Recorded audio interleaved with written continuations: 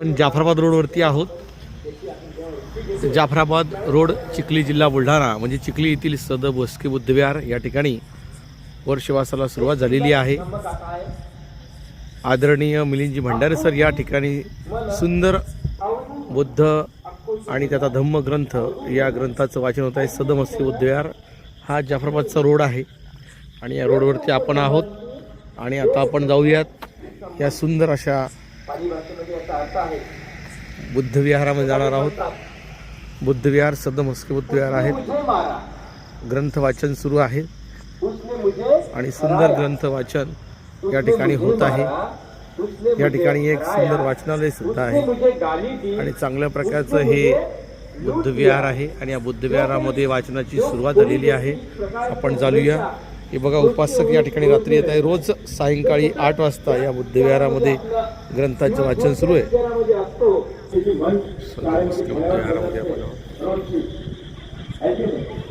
तर कशा प्रकारची धम्मगाथेने तर आज चर्चा केली आहे आणि रोज प्रवचन सुरू होण्या अगोदर या धम्मगाथेला आपण सुरुवात करतो. आता एक सुंदरशी गोष्ट मी आपल्या समोर मांडू इच्छितो. आपला ग्रंथ वाचन सुरूच आहे, परंतु डॉक्टर बाबासाहेब आंबेडकर या राहुलसर आहे. मी डॉक्टर बाबासाहेब आंबेडकर हे किती स्वाभिमानी होते. स्वतःच सीट किती मोठ्या प्रमाणावर जपणारे होते. त्याची एक छोटीशी कथा मी तुम्हाला सांगतो आणि मग आपण आपल्या ग्रंथाकडे बोलू. एकदा औरंगाबादला डॉक्टर बाबासाहेब आंबेडकरांनी खूप मोठं महाविद्यालय बांधलेलं आहे, मिलिंद महाविद्यालय. आणि त्या परिसराचं नाव आहे नागसे. जो राजा नागसे म्हणून गेला ना, बोधिसत्व, त्यांचं नाव त्याने दिलेलं आहे. हे मिलिंद महाविद्यालय बांधत असताना सविता माईचे भाऊ, त्यांची पत्नी सविताबाई आंबेडकर, त्यांचे भाऊ कबीर होते. यांना माहीत झालं की कलाकार दिलीप कुमार, तुम्हाला आठवत असेल कदाचित, दिलीप कुमार खूप या महाविद्यालयामध्ये जर काम करत आहेत, एवढं मोठं जर बांधकाम करत आहेत, तर या महाकलाकाराकडनं या कामासाठी जर काही देणगी मिळाली तर फार मोठा हातभार लागेल, असं मत त्या कबीरच्या मनामध्ये आलं. भाऊ बाळू कबीर यांच्या मनात आलं आणि मग त्यांना बोलावलं. बाळू कबीरनं दिलीप कुमारला बाबासाहेबांच्या भेटीसाठी त्या महाविद्यालयामध्ये बोलावलं. सामाजिक, राजकीय अशा अनेक विषयावर दोघांची चर्चा झाली. तर दिलीप कुमार महान कलाकारच होते आणि दिलीप कुमार यांनी मिलिंद महाविद्यालयासाठी मोठी देणगी देत आहेत अशी इच्छा व्यक्त केली. असं दिलीप कुमार बोलले की मला तुमच्या या शुभ कार्यासाठी मला काही देणगी द्यायची, मला काही रक्कम द्यायची अशी माझी इच्छा आहे. त्यावेळेस बाबासाहेबांनी ही देणगी नाकारली. हे जे पैसा होता तो आता असंख्य अडचणी बाबासाहेबांच्या समोर होत्या. बाबासाहेबांचं जीवन किती वादळासारखं होतं, तेजस्वी सूर्यासारखं होतं, आपल्या सर्वांना माहित आहे. अनेक पैशांची त्यांना गरज होती. त्यांचे 4 पुत्र जगू शकले नाही. ह्या गोष्टी आपण पुढे घेणार आहोत. आपल्याला रमाई वाचायची. रमाईचं जेव्हा आपण ते पुस्तक सुरू करू ना, अक्षरशः आपल्या अंगावर काढणार. इतकी सुंदर रमाई आपल्याला द्यायची या ग्रंथासोबतच. बाबासाहेबांच्या जीवनातल्या अनेक गोष्टी आपल्याला घ्यायच्या, आपल्याला महात्मा फुले घ्यायचे, आपल्याला संत गाडगे बाबांची माहिती पाहायची. अण्णाभाऊ साठेंची आज जयंती आहे, त्यांना विनम्र अभिवादन. 1 ऑगस्ट आज अण्णाभाऊ साठेंची जयंती आहे. अण्णाभाऊंना विनम्र अभिवादन. आणि बाबासाहेबांच्या विचारांनी त्यांनी आपल्या जीवनाची वाटचाल केली होती. अण्णाभाऊंच्या बद्दल सुद्धा आपल्याला माहिती पाहायची आहे. आणि संत गाडगे बाबांची माहिती पाहताना खरोखर तुम्हाला इतका आनंद होईल. एक या प्रसंगी सांगतो मी, संत गाडगे बाबा आमच्या घरी आले होते. आमचं घर जुन्या चिखलीत होतं. गवई साहेब, इंगळे साहेब, आमचं घर जुन्या चिखलीमध्ये होतं, कुमारवाड्यामध्ये. त्यावेळेस आमचे आजोबा त्या काळामध्ये नगरपालिकेमध्ये नगरसेवक होते. आमचे आजोबा नाथा तुळशीराम भंडारे, एक उच्चपूर्व असं व्यक्तिमत्व आणि राजकीय असं होतं. इथे सावरगाव डुकरेला बाबासाहेब आले पाटलांच्या घरी आणि तिथे त्यांनी इच्छा व्यक्त केली की मला 7 लुगडे पाहिजे. संत गाडगे बाबांनी ते लुगडे मला कुठे मिळतील? तर त्यावेळेस आपल्याला असं म्हणायचं, तो नाथा महार, तुक्या महार अशी बोलण्याची पद्धत होती. त्या पूर्ण नाव घेत नव्हते, नाव आपलं आणि महार हा शब्द आहे. तो नाथा महार आहे, त्याच्याकडे जा तुम्ही, तो तुम्हाला देईल. आणि मग संत गाडगे बाबा त्यावेळेस त्या कुंभारवाड्याजवळ आले आणि विचारलं, अरे नाथा भंडारे इथे कुठे राहतात? त्या लोकांनी सांगितलं कुंभारवाड्यात. त्याच्यात कुंभारांनी सांगितलं आतमध्ये जातो. आणि आमची आजी स्वयंपाक करत होती. कुडाचं घर होतं आणि त्या कुडाच्या घराच्या दारामध्ये साक्षात संत गाडगे बाबा होते. आमच्या आजी हृदय भरून आलं, काय करावं काही समजेना. हातावरची भाकरी तव्यावर टाकली पटकन आणि लगेच बाबांना हात बोलावलं, तांब्याभर पाणी दिलं, बस आणि बसवलं. आमच्या आजोबांना सुद्धा खूप आनंद झाला. माझं घर, माझं कार्य, ते एक सामाजिक कार्यकर्ते होते आमच्या आजोबा. माझ्या कार्याला फळ आला. बाबा बसा. छानपैकी स्वयंपाक तयार होता. भाकर भाजी बाबांना वाढली आमच्या आजीनं. आणि बाबा म्हणाले की जाय रे, मला 7 तुकड्या मला मावल्याला द्यायचे. आणि आमचे आजोबा बाजारामध्ये गेले, 7 तुकडे आणले. तो प्रसंग या प्रसंगी मला सांगावा असं वाटला. आपल्याला अनेक घडामोडी बाबासाहेबांच्या जीवनातील आपल्याला पाहिजे. मग दिलीप कुमार सोबत चर्चा झाली, राजकीय चर्चा वगैरे झाली. आणि मग दिलीप कुमार बोलले की मला तुम्हाला देणगी द्यायची आहे. त्यावर बाबासाहेब आंबेडकरांनी देणगी नाकारली. बाबासाहेब स्पष्ट त्याच्या तोंडावर बोलले, तुमच्या सिनेमा सृष्टीतील लोकांना चारित्र्य नाही, त्यामुळे तुमचा आदर्श मी माझ्या विद्यार्थ्यांसमोर कसं ठेवू? तुमचा आदर्श माझ्या विद्यार्थ्यांसमोर मी कसा ठेवू? मी तुमची देणगी घेऊ शकत नाही. दिलीप कुमारजी, मी तुमची देणगी घेऊ शकत नाही.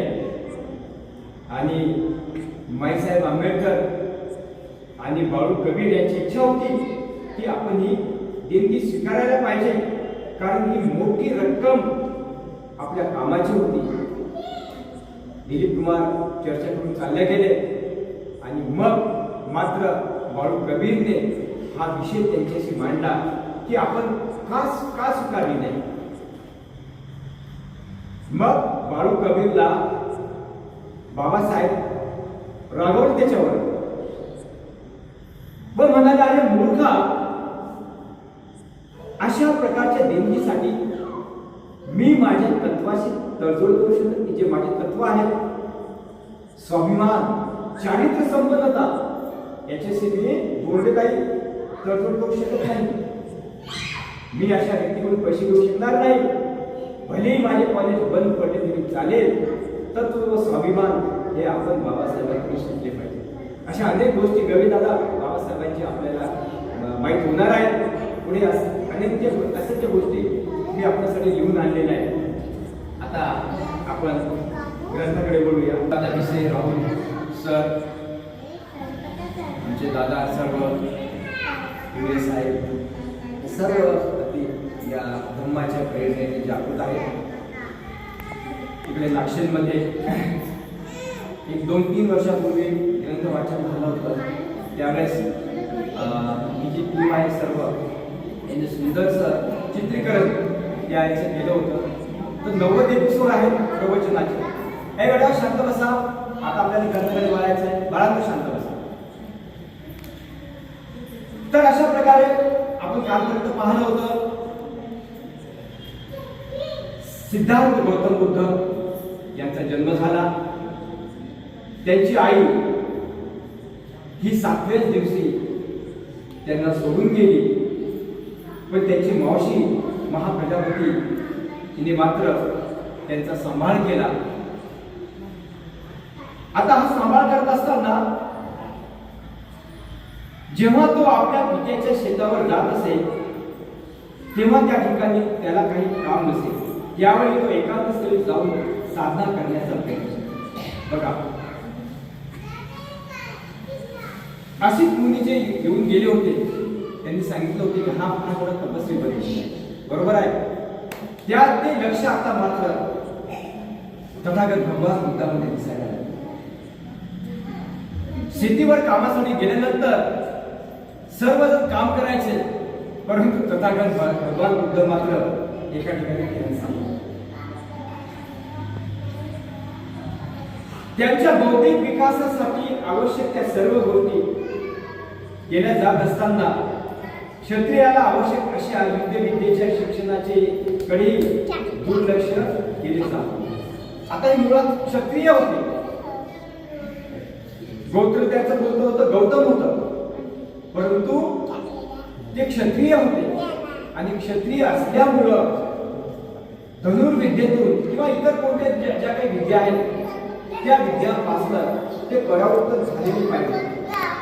मुलाचा मानसिक विकास करताना त्यांच्या पौरुषत्वाच्या विकासाकडे दुर्लक्ष करण्याची चूक आपल्या हातून होऊ नये याची दक्षता त्यांच्या मनात भीती होती. राजा शुद्धोधनाच्या मनात की माझा हा मुलगा ध्यान साधनेकडे जाईल, माझा हा मुलगा साधुत्व पत्करेल,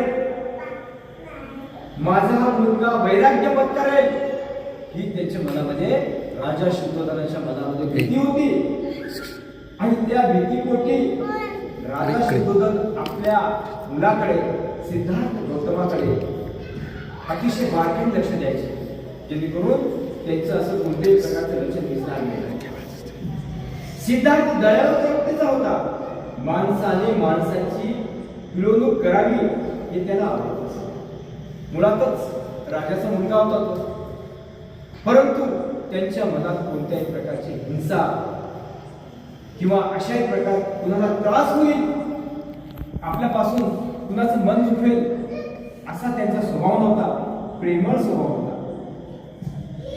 नाही का आपण माणसाचे स्वभाव ओळखतो, कुणी रागीट असतो, कुणी मध्यम मार्गाने चालणारा असतो, तर कुणी अति प्रेमळ असतो. आपण नक्की सांगायला त्याला राग घेऊ शकत नाही, त्याला किती बोला, त्याचा स्वभाव तसा घडलेला असतो. तसा तथागत गौतम बुद्धाचा स्वभाव हा जो होता हा मुळात प्रेमळच होता. एकदा तो आपल्या काही मित्रासोबत आपल्या पित्याच्या शेतावर गेला. तिथे त्याने भाजून काढणाऱ्या कडक उन्हात अंगावर अगदी अपुरी बसली असलेली जमीन नांगरणे, बांध घालणे, झाडे तोडणे इत्यादी कामे करीत असलेले मजूर आपल्या मित्रासोबत शेतामध्ये गेला. आता मजूर म्हणजे मजूर, प्रचंड असं ऊन होतं. त्या उन्हामध्ये अंगावर वस्त्र नसताना बरेचसे मजदूर लोक त्या शेतामध्ये राबणारे ती घामाने लथपथ झालेले होते. ते दृश्य पाहून तो अतिशय हरवला. अरे हे कसे आहेत, हे लोक कसं जीव जगत आहेत, किती वेदना कष्ट प्राय करून हे लोक काम करत आहेत. या भावनेनं त्यांचं मन हळहळलं. तो आपल्या मित्राला म्हणाला, एका माणसाने दुसऱ्याची पिळवणूक करावी हे योग्य ठरते काय? मजुराने कष्ट करावे व कष्टाच्या फळावर मालकाने आपले जीवन जगावे हे कसे योग्य असू शकते? बघा, मानवतावादी होते तथागत भगवान.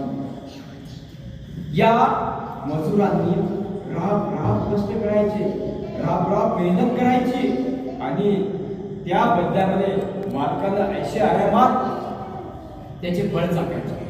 कष्ट करायचे मजुरांनी आणि त्याचे फळ मात्र मालकाने चाकायचे की त्याला ऊनही माहित नाही. हे कसं काय योग्य आहे? त्याच्या मित्रांना त्यावर काय उत्तर द्यावे कळेना. ते जुन्या परंपरेचे तत्वज्ञान मानणारे होते, ज्यानुसार मजुराचा जन्म हा आपल्या धन्याची चाकरी करण्यासाठीच असतो आणि आपल्या धन्याची चाकरी करण्यातच त्याच्या जीवनाचा किती कर्तव्यता आहे. मजूर म्हणजे मजूर, आपला जो धनी आहे त्या धन्याची चाकरी करण्यातच आपला समोर. शाक्य लोक व प्रमंगल नावाचा एक उत्सव साजरा करतात. हे जे शाक्य होते एक उत्सव होता. जसे की आपण उत्सव मोठ्या आनंदाने कोणता साजरा करतो मामा? मोठ्या आनंदाने कोणता उत्सव साजरा करतो आपण? 14 एप्रिल. हा 14 एप्रिल, बुद्ध जयंती, माता रमाई जयंती काय साजरी केली? विशाखा महिला मंडळ. विशाखा महिला मंडळाचं नाव संपूर्ण चिखलीमध्ये झालं. खूप मेहनत केली आणि खरोखर मी विशाखा महिला मंडळाचे राहुल सर आभार मानावे तेवढे कमी. अतिशय उत्साह या महिलांच्या मध्ये आहे. फक्त त्याला आपण थोडस त्याला हे म्हणून कलाटणी म्हणून किंवा चालना म्हणून ती आपण दिली पाहिजे आणि सगळ्या पुरुषांनी विशाखा महिला मंडळाच्या पाठीमागे ठाम उभं राहायला पाहिजे. आणि विषय सर अरुणाला हा सुवर्ण काळ आहे आपल्यासाठी वर्षापासून. एकत्र मी तुम्हाला चहाला घरी बोलतो, तुम्ही येणार नाही. काय चहा कशाला जायचं सरच्या घरी? पण धर्माचं काम म्हटलं, तथागताचं काम म्हटलं, बाबासाहेबांचं काम म्हटलं सर तर आपण धावत पडत एकत्र येतो. आणि तथागत बुद्ध म्हणजे काय हो? बुद्ध म्हणजे फार मोठी व्याख्या नाहीये सर. बुद्ध म्हणजे चिवरच घातलं पाहिजे, पांढरे शुभ्र कपडेच घातले पाहिजेत म्हणजे बुद्ध असं काही नाही. अतिशय सुंदर व्याख्या तथागत भगवान बुद्धांनी बुद्धाची सांगितलेली आहे. ज्यानं आपल्या अवगुणावर मात केली, आपल्या वाईट विचारावर मात केली, तो बुद्ध. इतकी सोपी व्याख्या आहे. तुम्ही सुंदरच दिसले पाहिजे आणि तुम्ही चिवरच घातलं पाहिजे आणि तुम्ही पांढरे कपडेच घातले पाहिजे. सर बरोबर आहे.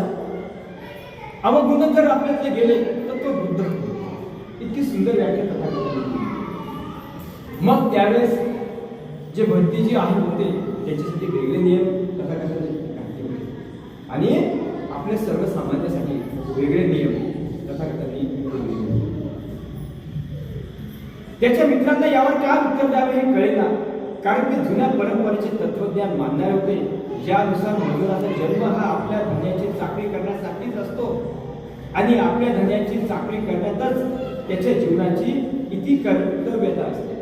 आता हे जे मित्र होते, ज्या मित्रांच्या जवळ ते त्यांचे विचार जे आहेत ते मांडायचे तथागत भगवान बुद्ध.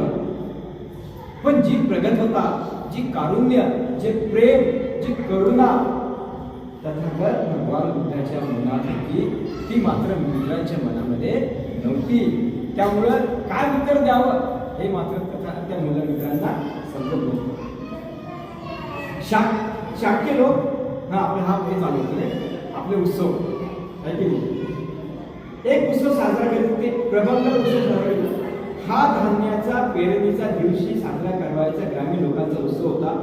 शाक्य लोकांच्या प्रथेनुसार या दिवशी प्रत्येक शाक्याला स्वतः आपल्या हाताने जमिनीत नांगर धरणे भाग पडत असते. सिद्धार्थ या प्रथेचे नेहमी पालन करीत असे.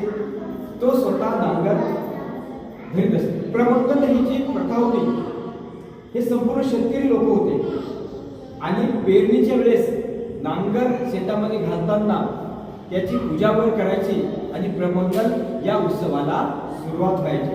आणि सिद्धार्थ सुद्धा आपल्या शेतामध्ये नांगर वगैरे टाकायचे.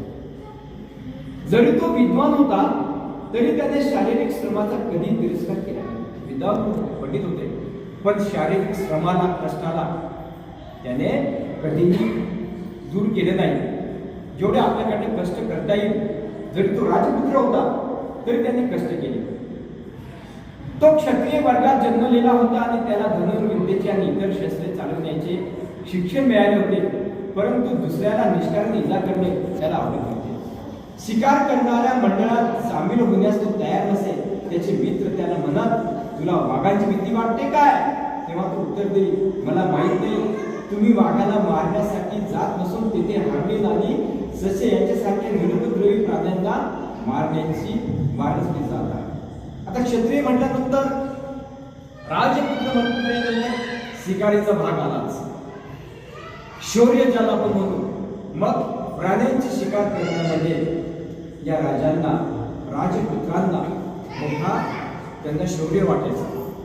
आणि मग सिद्धार्थ गौतम बुद्धही त्या मुलांच्या सोबत, मित्रांसोबत जायचे आणि चल आज आपण वाघाची शिकार करू. सिद्धार्थ म्हणायचे नाही बाबा, मी नाही. मग तुला वाघाची भीती वाटते का? मला माहिती आहे तुम्ही वाघाच्या नावाखाली जाता, वाघाची शिकार करण्याच्या नावाखाली जाता आणि ससा, हरण यांची शिकार करता. असं सिद्धार्थ गौतम बुद्ध त्यांना उत्तर द्यायचे. निदान तुझे मित्र किती नेमबाजी करतात हे पाहण्यासाठी तरी तू ये. त्यांचे मित्र त्याला आग्रह करीत सिद्धार्थ अशा प्रकारच्या आमंत्रणालाही नकार देईल आणि म्हणे मला निरुपद्रवी प्राण्यांना मारताना पाहणे आवडत नाही. सिद्धार्थाच्या या वृत्तीमुळे प्रजापती गौतमी अतिशय चिंताग्रस्त होती की अरे याने शिकार केली पाहिजे, शिकारीची आवड झाली पाहिजे, म्हणजे याच्या मनामध्ये साधुत्वाकडे जाण्याची वेळ येणार नाही, हा त्या मार्गाने जाणार नाही, अशा प्रकारच्या भावना महामायेच्या मनामध्ये यायच्या. महाप्रजापती गौतमी अतिशय चिंताग्रस्त होती. त्यांच्याशी वाद घालताना तो म्हणे तू विसरतोस की तू क्षत्रिय आहेस, लढणे हा तुझा धर्म आहे. शिकारीच्या मार्गाने शुद्ध विद्येत निपुणता प्राप्त होते, कारण शिकारीने अचूक नेमबाजीचे शिक्षण मिळते.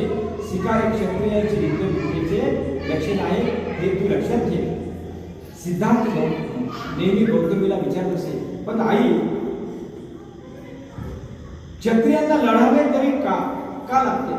आणि गौतमी उत्तर देईल ते त्यांचे कर्तव्य आहे. एक साधा प्रश्न करायचे सिद्धार्थ आपल्या आईला की का लढायचं, का प्राण्यांची हत्या करायची, काय कारण आहे?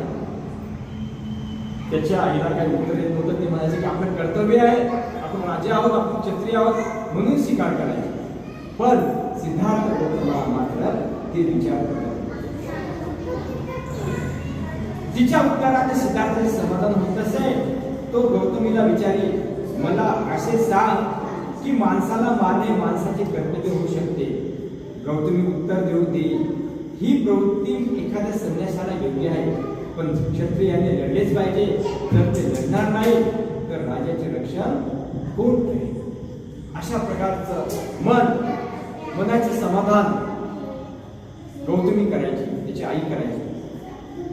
पण आई जर सगळे क्षत्रिय एकमेकावर प्रेम करू लागले तर हिंसा न करता आपल्या राजाचे रक्षण करू शकणार नाही काय? यावर गौतमी बघा बुद्धिमान होते. ठीक आहे, युद्ध करायचं, लढायचं, आपण क्षत्रिय आहोत, आपण लढलेच पाहिजे. परंतु सर्व क्षत्रिय, सर्व जनता जी आहे आपली, यांनी जर एकमेकांशी युद्ध न करताच जर आपण चांगले राहिलो तर काही गरज आहे का? हिंसेची काही गरज आहे का? कशाला गरज आहे त्या तलवारीची? कशाला गरज आहे त्या धनुष्यबाणाची? काय काय गरज आहे या शौर्याची? माणसाला मारण्यामध्ये कोणतं शौर्य आहे? माणसाने प्राण्याला मारण्यामध्ये कोणतं शौर्य आहे? यावेळेस मात्र त्याची आई गौतमी निरुत्तर व्हायची, काही बोलू शकत नव्हती. तो आपल्या मित्रांना आपल्या बरोबर बसून समाधी लावण्यास उद्युक्त करण्याचा प्रयत्न करेल. यासाठी तो योग्य असे आसन घालून बसल्याने त्याला शिकवी. तो त्यांना एखाद्या विषयावर चित्त एकाग्र करण्यास शिकवी. मी सुखी व्हावे, माझे आपतेष्ट सुखी व्हावे, सर्व प्राणी मात्र सुखी व्हावे, अशा प्रकारच्या विचारांचे ध्यान ना करिता निवड करण्यासाठी तो त्यांना उपदेश करेल. आणि त्याचे जे मित्र होते जे नेहमी त्याला शूरवीरांच्या गोष्टी सांगायचे, प्राण्यांची शिकार करण्याच्या गोष्टी सांगायचे, मात्र सिद्धार्थ गौतम त्यांना सांगायचे की ध्यान साधना कशी करायची, आपलं चित्त एका ठिकाणी कसं आलं पाहिजे, आपलं मन ध्यानस्थ कसं झालं पाहिजे, या सगळ्या गोष्टी तो त्यांना सांगायचा आणि त्यांना सुद्धा ध्यानस्थ तो बसवायचा.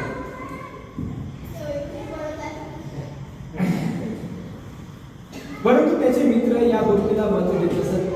ते हसून त्याची थट्टा करीत, ते डोळे बंद करीत, पण ते ध्यान साधण्याच्या विषयावर मन एकाग्र करू शकत नसत. उलट त्यांच्या दृष्टीपुढे शिकारची, हल्लीची आणि खाण्याचे गोड पदार्थ येते. आणि मग ते मित्र क्षत्रिय सिद्धार्थ, आता हा राजपुत्र म्हटल्यानंतर त्याचे सवंगडी जे मित्र होते ते सर्व त्याचं ऐकायचे. बाबा ठीक आहे, ध्यान साध. त्याच्या समोर ते बसायचे, नाटक करायचे, पण मनात मात्र आपण त्या हरणीची शिकार केली असते, आपण त्या सश्याची शिकार केली असते, गोड गोड पदार्थ आपल्याला खायला मिळाले असते. अशा प्रकारचे विचार त्यांच्या मनामध्ये यायचे. त्याच्या पित्याला व मातेला हा ध्यान साधनेचा ध्यास आवडत नसे. तो क्षत्रियांच्या जीवनाच्या सर्वात विरुद्ध आहे असे त्यांना वाटले.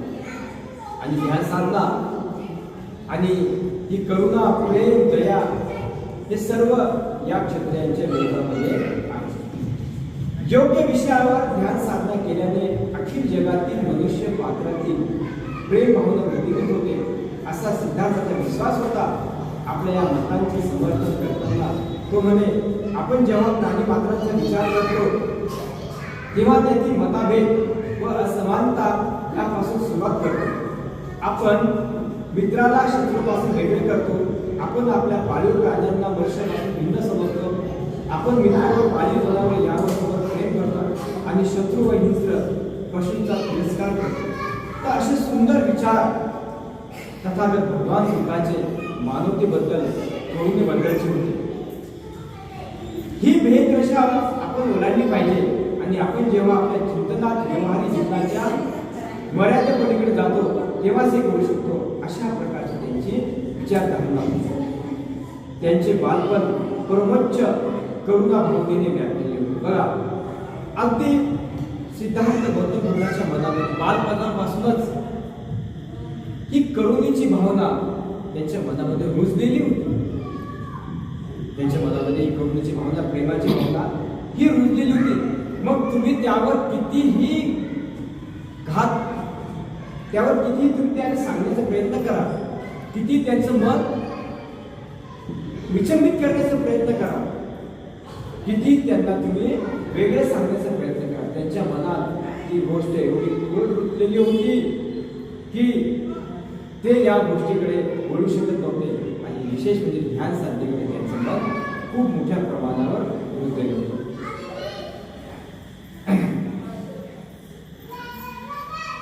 त्यांचं बालपण कोरोनाच्या करुणा भावनेने रुजलं होतं. एकदा तो आपल्या पित्याच्या शेतावर गेला. विश्रांतीच्या वेळी एका झाडाखाली बसून तो निसर्गाच्या शांती व सौंदर्याचा आस्वाद घेत होता. इतक्यात आकाशातून एक पक्षी त्याच्यासमोर येऊन पडला. ही कथा सगळ्यांना माहीतच आहे. शांतपणे शेतामध्ये बसलेले होते सिद्धार्थ गौतम बुद्ध. आणि तेवढ्यात त्यांचं ध्यान लागते ना काय लागते, तोच एक पक्षी तळमळत सिद्धार्थ गौतम बुद्धाच्या समोर येऊन पडला. त्या पक्षाला बाण लागला होता व त्याच्या शरीरात रुतला होता. त्यामुळे तो पक्षी घायल होऊन वेदनाने तडफडत होता. बाण त्याच्यामध्ये घुसलेला होता आणि ते दृश्य मात्र तथागत गौतम बुद्धांनी पाहिलं आणि त्यांच्या समोरच तो पक्षी पडलेला होता. सिद्धार्थ या पक्षाला वाचवण्यासाठी पुढे आला. त्याने त्याच्या अंगावर बाण काढला व जखमीवर पट्टी बांधली व त्याला पिण्यासाठी पाणी दिले. त्याने त्या पक्षाला उचलले व ज्या जागी तो अगोदर बसला होता त्या जागी आला. त्याने त्या पक्षाला आपल्या अंतरी वस्त्रात गुंडाळले आणि भूक देण्यासाठी त्याला आपल्या उद्याशी पाडले. ए बडा शांत बसा, ए बाळा, अरे शांत. त्याला विस्मय वाटला, या निष्पाप पक्षीला कुणी मारले असावे. प्रश्न पडला की का बरं हा जो निष्पाप पक्षी आहे याला कुणी मारलं असेल. थोड्याच वेळात त्याचा आत्मभाव देवदत्त शिकारीच्या शस्त्रांनी सज्ज होऊन तिथे आला. त्याचा आत्मभाव होता, त्याचं नाव होतं देवदत्त. तो त्या ठिकाणी आला. त्याने सिद्धार्थाला सांगितलं की आकाशात एका पक्षाला आपण बाण मारला. आकाशामध्ये जो पक्षी उडत आहे आपण त्याला बाण मारले आहे. तो पक्षी जखमी झाला असून काही अंतरावर उडून गेल्यावर तो तिथेच कुठेतरी पडला असेल. तो पक्षी सिद्धार्थाने पाहिला काय असे त्याने सिद्धार्थास विचारले. त्याने सांगितलं काय बाबा, मी एका पक्षाची शिकार केली आहे. त्या पक्षाला मी मारलेला आहे. त्याच्या शरीरात निश्चित बाण मारलेला आहे. मी इतका प्रावीण आहे की निश्चित त्याला तो बाण लागला असेल, कुठेतरी पडला असेल. तू त्या पक्षाला पाहिला का सिद्धार्थ? सिद्धार्थने म्हटलं होय. या घायाळ स्थितीतून बरा झालेला तो पक्षी त्याने त्याला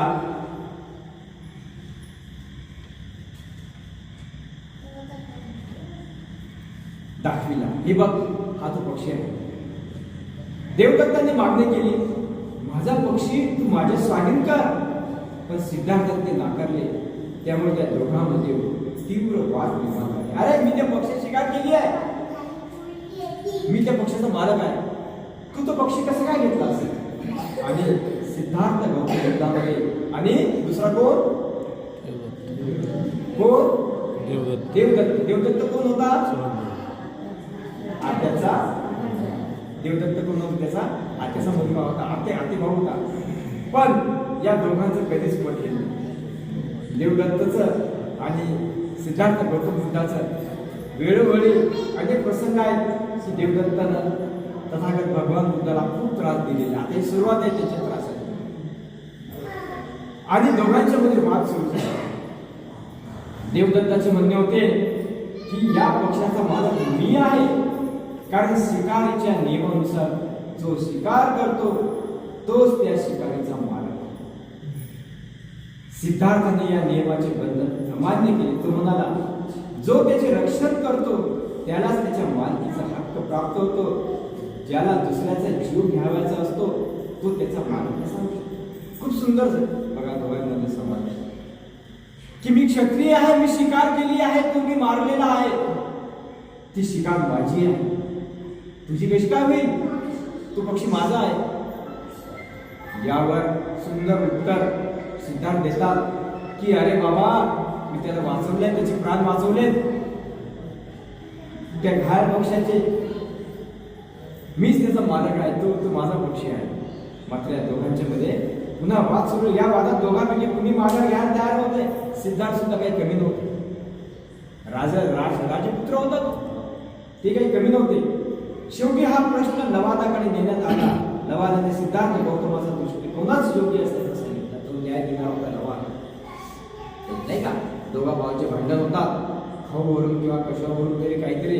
आणि मात्र मग ते चांगलं भांडण रंगलं की ते बाबाकडे जातात की बाबा असं असं वगैरे, आणि मग ते योग्य न्याय देतात. तिथे त्यांनी न्याय दिला की सिद्धार्थाचा जो दृष्टिकोन आहे, सिद्धार्थाचं जे वागणे आहे, जे सिद्धार्थांची करुणा दाखवलेली आहे त्या पक्षावर तीच योग्य आहे. त्यामुळे देवदत्त सिद्धार्थाचा कायमचा शत्रू बनला. परंतु सिद्धार्थ गौतमाची करुणा होती इतकी उत्कट होती की आपल्या चुलत भावाची मर्जी राखण्यापेक्षा एका निष्पाप पक्षाला जीव वाचवणे अधिक पसंत केली. सिद्धार्थ गौतमाच्या बालपणीच प्रकट झालेली त्याची स्वभाव लक्षणे ही अशी होती. आणि अगदी बालपणापासूनच सिद्धार्थ गौतम परोपकारी होते, दुसऱ्यावर प्रेम करणारे होते, दुसऱ्याचं मन जाणणारे होते, दुसऱ्याचं दुःख जाणणारे होते. आणि मात्र अशी सुरुवात ही सिद्धार्थ गौतम बुद्धाच्या या अशा वागण्यातून झालेली आहे. तर आपण या ठिकाणी थांबू. सर, आज राहुल सर बोर्डेताईंनी आज प्रसाद वाटप त्यांच्यातर्फे, तर आपण प्रसाद गाता घेऊन एकदा तुम्ही त्या सगळं कुटुंब आहे तुमच्या इथे काही हा सगळं बसा सर सर त्यांच्या एकदा बोलूया. हो, साधू नथी मे शरणं अय्यं बुद्धो मे शरणं वर, एतेन सच्च भजेन होतु मे जय मंगलम. नथी मे शरणं अय्यं धम्मो मे शरणं वर, एतेन सच्च भजेन होतु मे जय मंगलम. नथी मे शरणं अय्यं संघो मे शरणं वर एतेन सज्ज भजेन हो तुमे जय मंगलम साधु साधु साधु.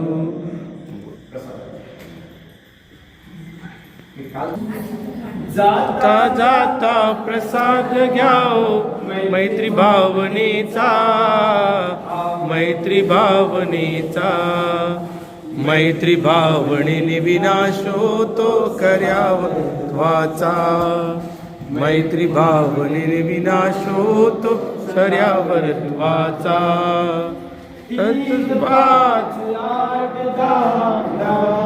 आचरणी तत्वरा आचरणी तत्व तुम्हा आम्हाला सांगून गेले महाबोधिसत्व तुम्हा आम्हाला सांगून गेले महाबोधिसत्व बोधिसत्वाच्या बुद्धिबलाने आलं वैभव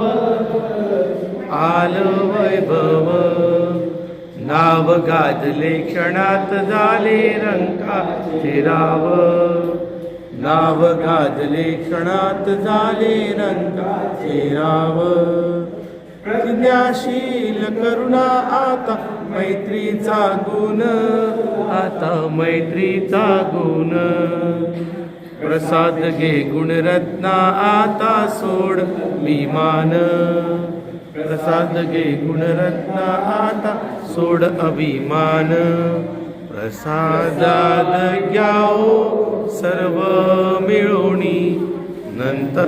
सर नाव सांगा कोणाचे प्रसाद आहे.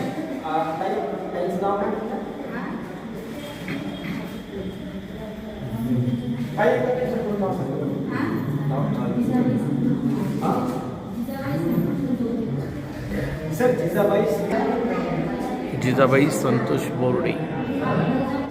भरले आए व्याधी जरा मरण तुझीच वाट पाई रे जीवन प्रवासी मानवा विसावा शांतीचा मी सांगतो म्हणून नव्हे स्वतः तुम्ही अनुभवा आदम हो नवा नवा.